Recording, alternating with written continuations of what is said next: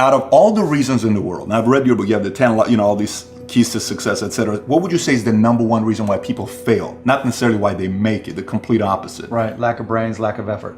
Lack of brains, lack of effort. Yeah, they don't do the work, they don't learn, when you walk in the room, when you start a business and you start to talk about somebody, you're never in a vacuum with no competition, unless you're just extremely lucky. And if there's going to be competition, that means somebody else knows your business as well as you do when you get started. And if you walk into a competitive environment and they still know more about the business than you do and more about your customers, you're going to lose. But most people don't consider that. They don't do the work. They don't learn more about their industry. They don't know even about their business. And so you've got to put in the effort to know more about your industry than anybody else. And that's the brains part, and that's the effort part as well. Because look, if you're competing with me, you better know what you're doing, otherwise I'm gonna kick your ass, and you're not gonna outwork me. And so, the combination is usually what kills businesses early on more than anything. Alluding to it earlier about entrepreneurs being born or built, and I think I knew I was wired to be excited about business. How or why, I don't know, but and there's certain guys that have the genetics to jump out of the gym, right? There's certain guys, that when they golf, they have the muscle memory and the discipline. Dirk Nowitzki may not be the most talented guy in the NBA, but his discipline and his focus to do what's necessary to be successful, he's willing to do, and combine it with being 7 feet tall and being skilled, it makes him an amazing basketball player. So it's understanding what your skill set is, finding the right place to use those skills, and then going for it. Will that make you 250 grand? It depends if you pick the right industry. But whatever industry you pick, if you outwork everybody, if you try to be a little smarter than everybody, if you try to be a better salesperson than everybody, if you try to be better prepared than everybody, you've got your best chance. Because if you don't do it and somebody else does, I have the saying, work like someone's trying to take it all away from you. I actually work like someone's spending 24 hours, working 24 hours to take it all away from you. And that's kind of the way I look at it.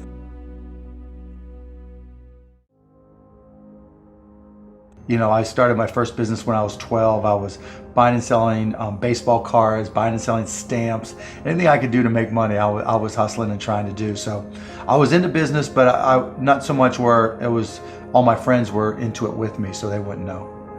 Baseball cards. Yeah, baseball cards, you name it. I grew up in Pittsburgh, and so I would, probably even less than 12 years old, I would go out and buy a bunch of baseball cards that I collected, and I would say, okay, you're guaranteed to have a Pittsburgh Pirate in this package, and I would charge 3 times as much, and I'd set up on this park bench down in the park down in Scott Township where I grew up, and I'd have these little sales, and it was great. I made money, and it was, and I learned as much about business when I was 9, 10, and 12 as I learned any other time.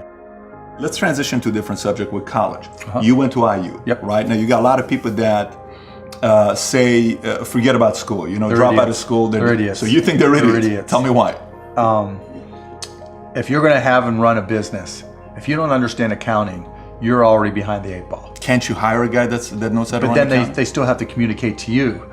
Your accountant might tell you you're profitable, but your cash is going down, not understanding a breakdown. And when you don't, you think you need college to learn that? Yeah, I think you do, right? Because it may not, for some people, look, if you're so self-motivated that you can take an online course in accounting and teach yourself everything, you're way ahead of the game anyways. But most people aren't. I don't care if you go to a community college and take accounting and spend 99 bucks for the class. Just, spending the money forces you to be more obligated to do it. But accounting, finance, lesser extent marketing, sales if the school offers that. These are that's the language of business. And so while it's possible to teach yourself these things, and while it's possible to hire them, when you're starting your own company, you don't want to have to spend money hiring an accountant.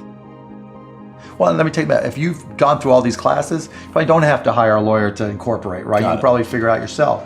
And so your cost of opening up a business drops, but even more important than all that, that's the blocking and tackling, that's the language of business. The thing I learned at Indiana that was more important than anything else, I learned how to learn.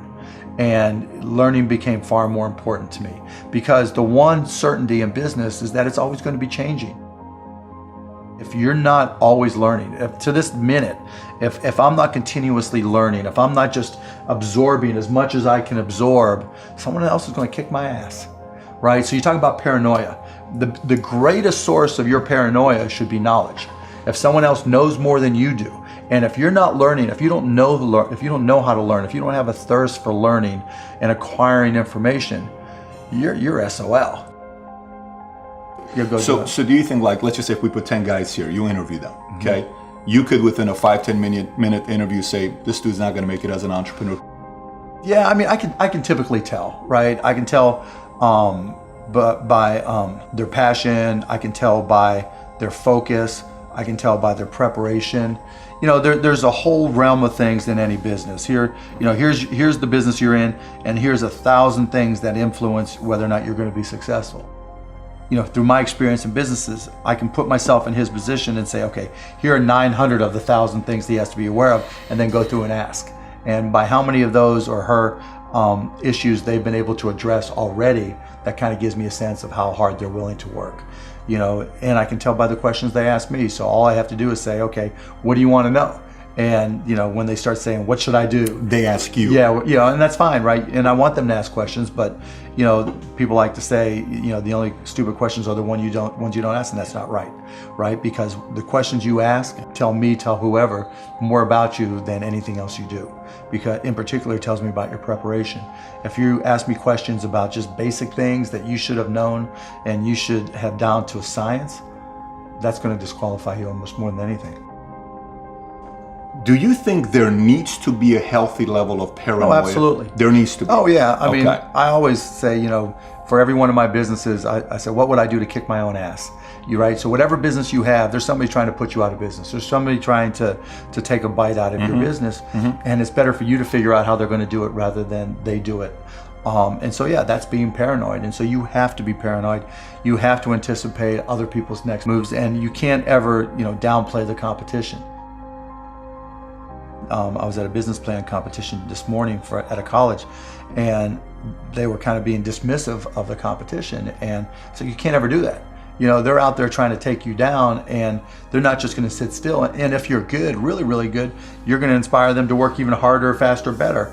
And so you have to be, you know, very self-aware of what you're good at and what other people are good at. And, you know, a healthy dose of paranoia makes a big difference. Is very helpful.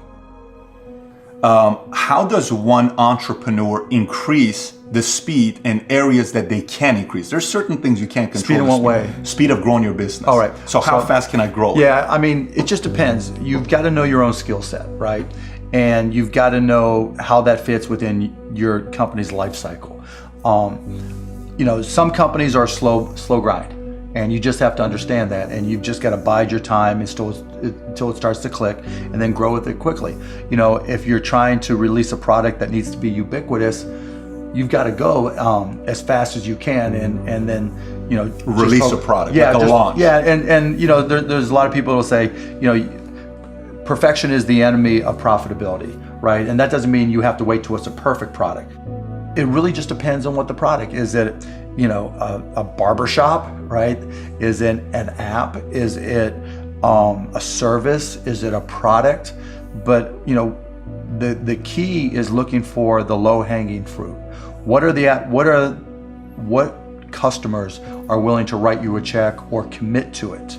You know, so that they're willing to integrate it into their daily lives or integrate it into their daily business.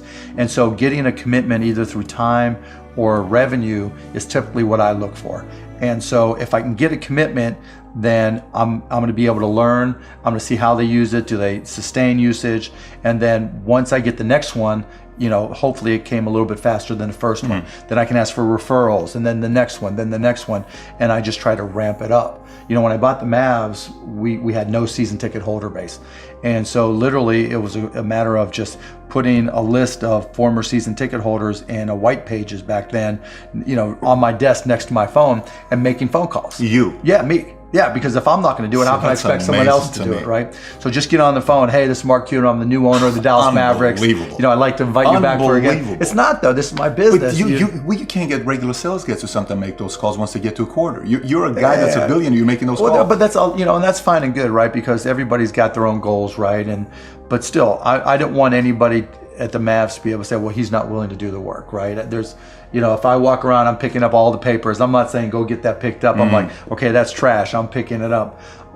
So But in terms of speed of growth, it's really, you got to get that first customer first. And then when you get that first, what did you learn? Reiterate, get that next customer. And then hopefully as you learn more and more through the process, then the next one becomes by even faster.